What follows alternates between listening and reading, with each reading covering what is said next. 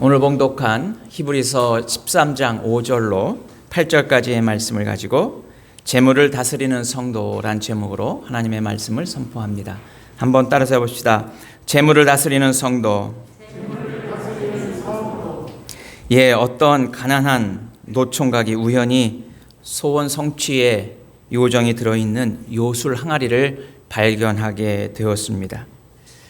청년이 요정을 불러내자 요정은 나와서 이렇게 이야기합니다. 주인님, 소원을 말씀하시면 제가 무엇이든 들어드리겠습니다. 이 가난한 노총각 청년은 늘 꿈이 있었습니다. 가난했기에 돈이 많았으면 좋겠다.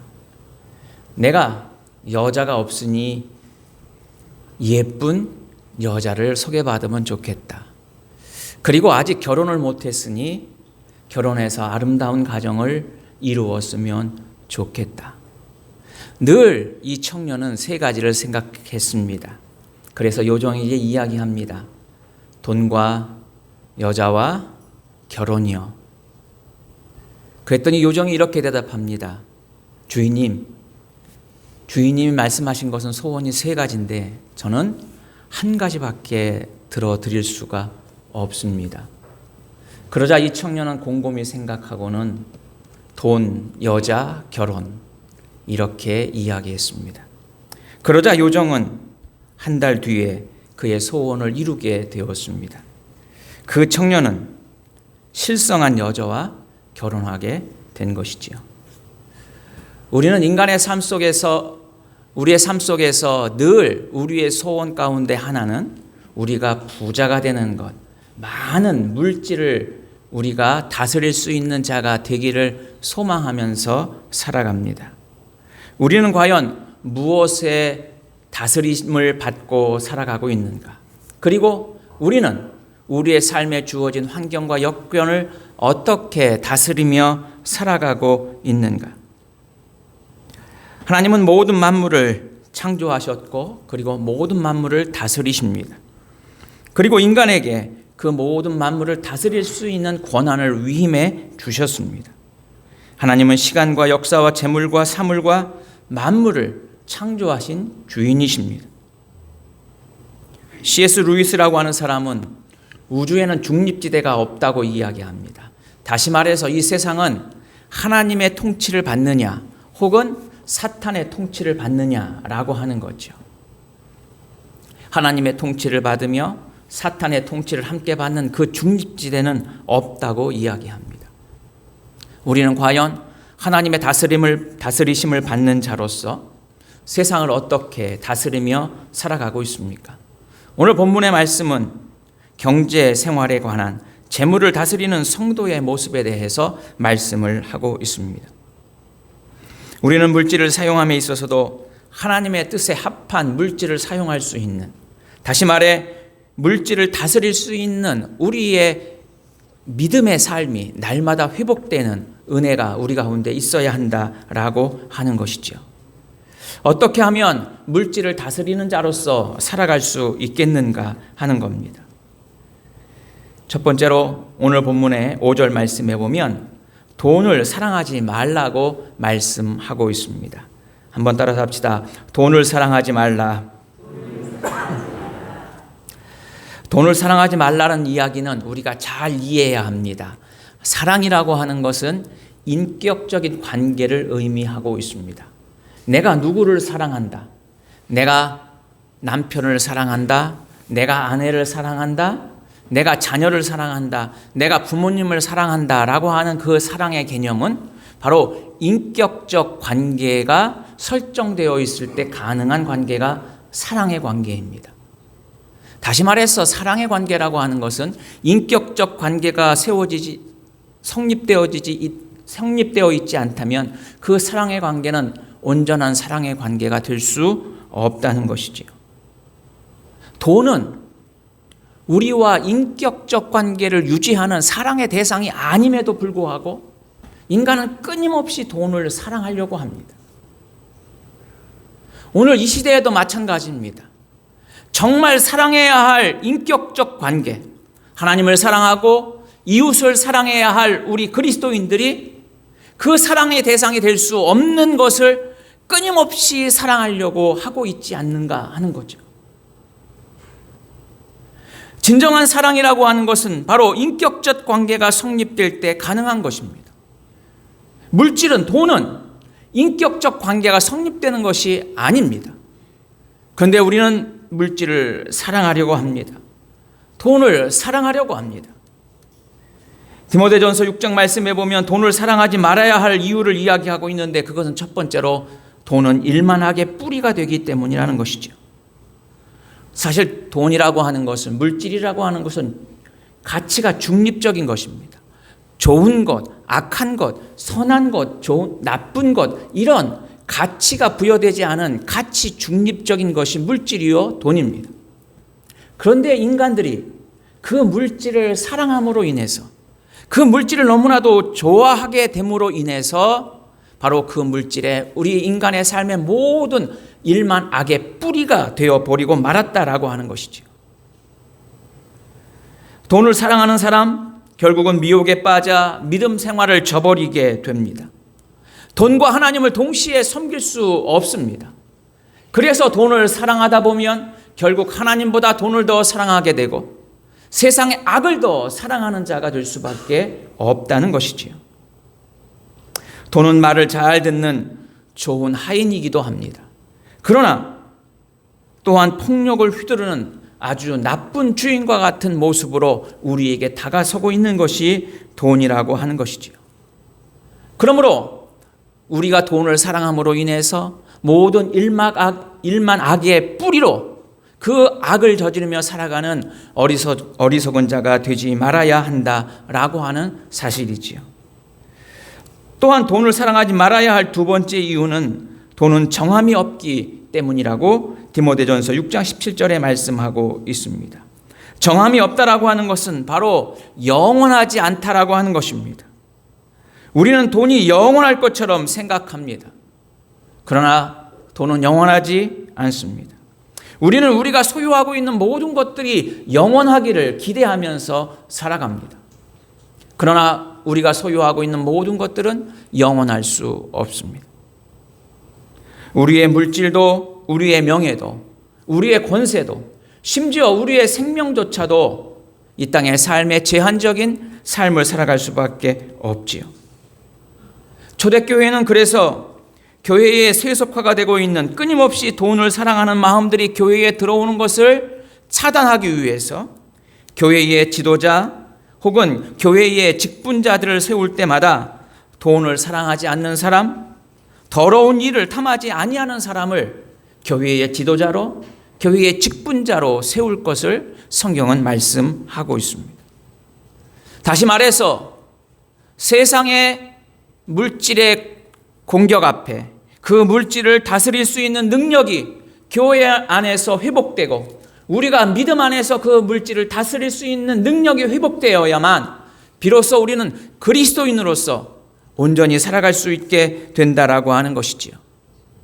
사랑하는 성도 여러분, 우리는 돈을 사랑하는 인격적 관계로 돈을 사랑하며 살아가는 것이 아니라 돈을 다스리는 자로서 온전히 하나님을 사랑하고 이웃을 사랑하며 돈은 다스리는 자로서의 삶에 회복되는 귀한 은혜가 여러분들 가운데 있기를 소망합니다. 두 번째로 재물을 다스리는 자는 5절 중반절에 있는 것처럼 있는 바를 족한 줄로 알아야 한다. 다시 말해서 만족을 알고 그 만족에 감사할 수 있는 자가 되어야 한다라고 하는 것이지요. 있는 바를 족한 줄로 알라라고 하는 그 말씀은 바로 하나님이 베푸신 은혜, 이미 하나님께서 주신 것에 만족하고 감사하는 삶을 살아갈 때 비로소 우리는 물질을 다스리는 자가 될 수 있음을 말씀하고 있는 것이죠. 하나님은 우리 삶에 만족이 있기를 원하십니다. 하나님은 우리 삶 가운데 감사가 넘쳐나기를 원하시고 계십니다. 하나님은 우리 가운데 만족하고 감사함으로 우리의 삶이 날마다 기쁨이 넘치는 삶이 되기를 원하시고 계십니다. 그런데 우리는 만족하지 못한 그리고 감사하지 못하는 우리의 죄성과 욕심 때문에 우리는 끊임없이 욕망의 노예로 살아가고 있음을 보지 않을 수가 없습니다. 황호찬 씨가 지은 돈, 끝없는 유혹이라는 책에서 돈의 개념이 현대 사회에서는 완전히 바뀌었다는 것이죠. 어떻게 바뀌었느냐?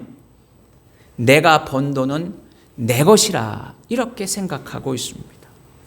여러분, 내가 번 것은 내 땀과 내 수고의 노력이기 때문에 내 것이라고 하는 생각에 사로잡혀 있다는 거예요.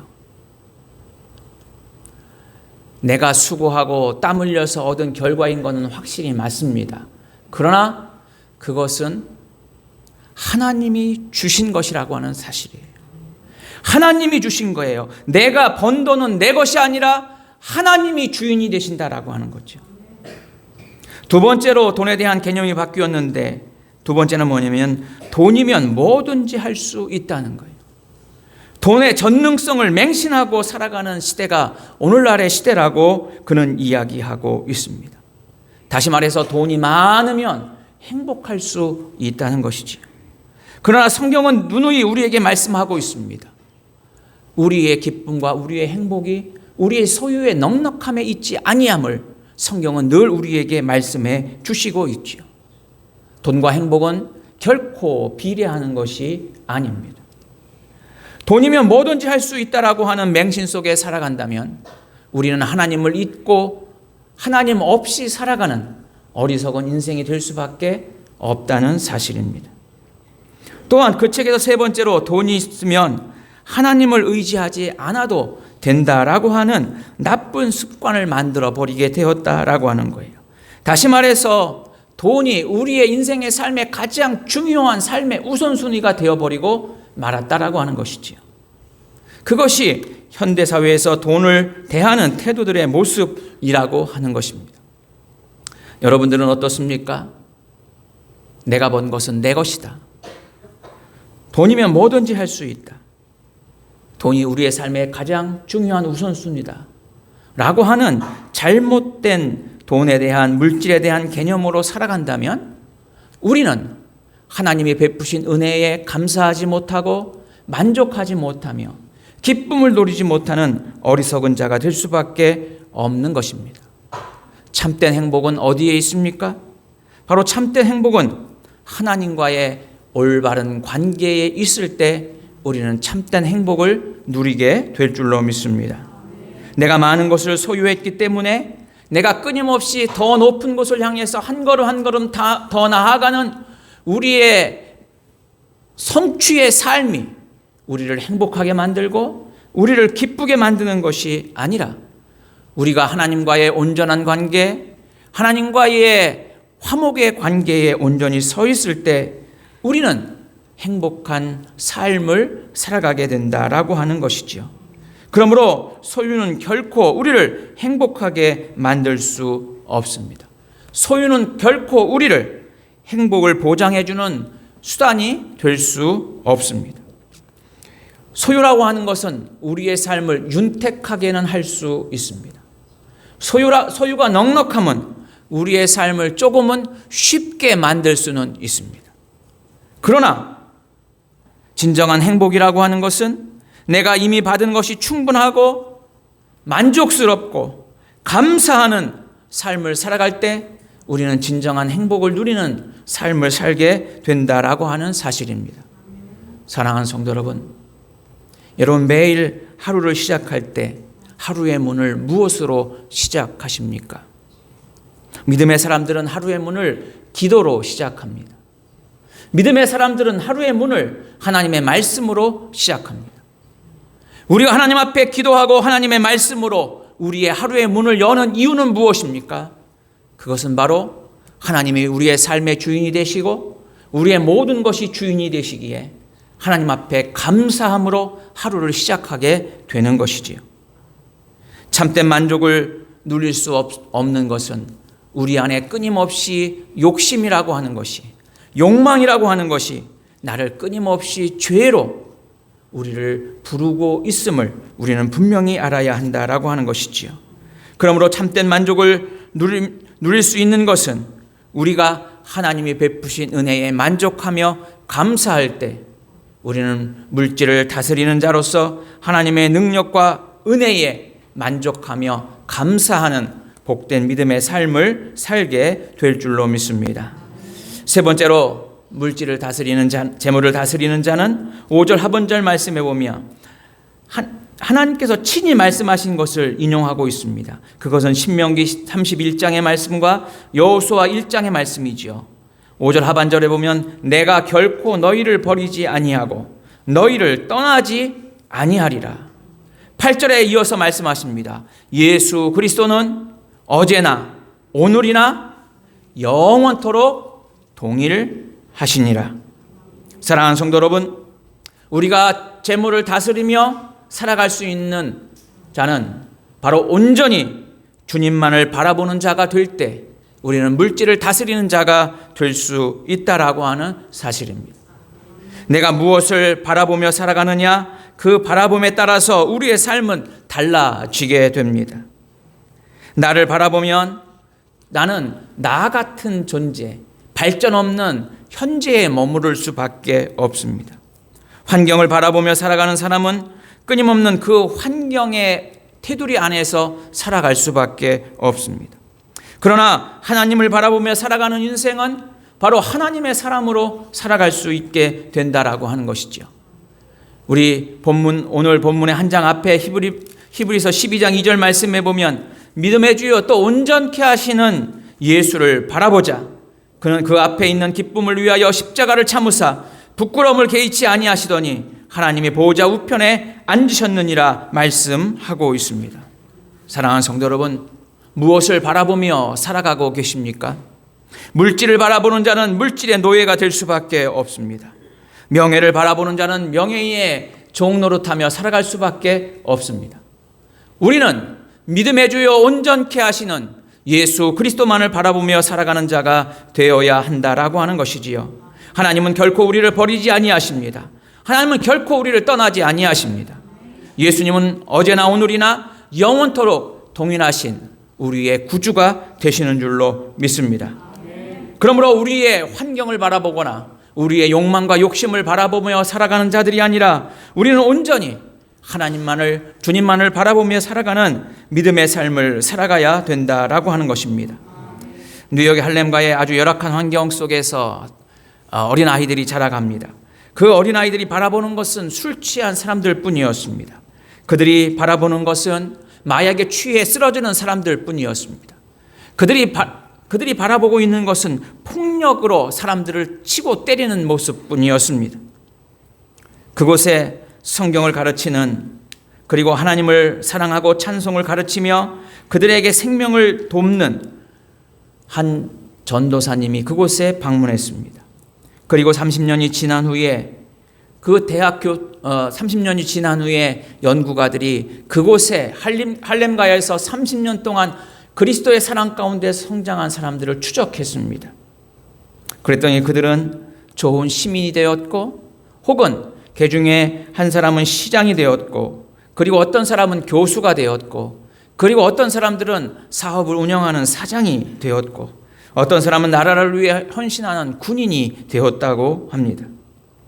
이 전도사님의 사랑을 받지 못한 아이들은 부모와 똑같은 할렘가에서 실패한 인생을 살아갔지만, 그러나 그리스도의 사랑을 알고 주님만 바라보며 살아간 아이들은 온전히 하나님을 기쁘시게 하고 사람들에게 희망과 소망을 주는 삶으로 그들이 변화되게 되었다라고 하는 것이지요. 그러므로 우리는 십자가를 바라보고 주님을 바라보며 살아가는 우리의 믿음의 삶이 되어야 할 것입니다. 십자가의 보혈은 우리를 날마다 새롭게 하십니다. 십자가의 보혈은 우리 안에 그려지는 우리의 인생의 그림들을 날마다 새롭게 그릴 수 있는 붓으로 우리 가운데 역사하게 되는 것입니다. 그러므로 우리는 그리스도의 보혈로 우리의 생각이 바뀌고 우리의 생활이 바뀌고, 그리고 우리의 꿈이 변하여 주님을 기쁘시게 하고 사람들에게 희망을 주는 거룩한 하나님의 자녀들이 되게 될 것입니다. 그러므로 하나님을 바라보고 주님을 바라볼 때 우리는 세상의 지배를 받고 욕망과 욕심에 따라 살아가는 자들이 아니라 하나님의 다스리심을 받음으로 재물을 다스릴 수 있는 믿음의 삶을 살게 된다라고 하는 것이지요. 우리는 구원받은 하나님의 자녀들입니다. 그래서 우리는 담대하게 말할 수 있습니다. 나는 하나님의 자녀입니다. 나는 거룩한 하나님의 백성입니다. 나는 날마다 행복합니다. 나는 날마다 주님과 동행하며 믿음으로 살아갑니다. 이렇게 우리가 입술로 고백할 때 성령님께서 우리 가운데 역사하시고 우리를 새로운 길로 세상을 다스리며 재물을 다스리며 하나님의 뜻을 이루는 자로 우리를 인도해 주실 줄로 믿습니다. 하나님께서는 아브라함을 부르셨습니다. 그리고 아브라함에게 말씀하셨습니다. 내가 너에게 지시할 땅으로 가라고요. 아브라함은 그 땅을 바라보며 나아갔습니다. 그 땅은 보이지 않았습니다. 그러나 그 땅을 향해 나아갑니다. 그리고 하나님이 주신 그 소망을 향해 한 걸음 한 걸음 나아갑니다. 하나님은 아브라함에게 약속하셨습니다. 내 자손을 하늘의 별과 같이 많게 하겠다고요. 아브라함은 하늘을 바라보며 별들을 바라보며 주님이 주신 꿈을 꾸며 살아가고 있습니다. 사랑하는 성도 여러분, 우리는 우리를 위해 십자가에 죽으신 예수 그리스도의 십자가를 바라보며 살아가는 성도들이 되어야 될 줄로 믿습니다. 비록 우리가 몸이 약하여지고 우리의 환경이 우리를 힘들게 할지라도 우리는 주님만을 바라보며 살아갈 때 물질을 다스리며 세상을 다스리며 믿음으로 승리하는 복된 삶을 살게 될 줄로 믿습니다. 핸델은 몸이 약하여졌습니다. 더 이상 음악 활동을 계속하기 어려울 상황이 되었습니다. 그뿐만이 아닙니다. 다른 사람의 고소에 의해서 감옥에 갈 수밖에 없었습니다. 그는 그러나 결코 음악 활동을 포기하지 않았습니다. 실명의 위험의 순간에도 그는 마지막 하나님께 드리는 작품을 만들었습니다. 그것이 바로 메시아입니다. 핸델의 메시아 하면 우리는 다 알고 있지요. 근데 그 후렴 부분에 보면 끊임없이 반복되는 것이 있습니다. 그가 다스리신다. 그가 다스리신다. 핸델은 43회나 그가 다스리신다. 주님이 다스리신다. 그렇게 찬양하고 있습니다. 사랑하는 성도 여러분, 우리는 누구의 다스림을 받고 살아갑니까?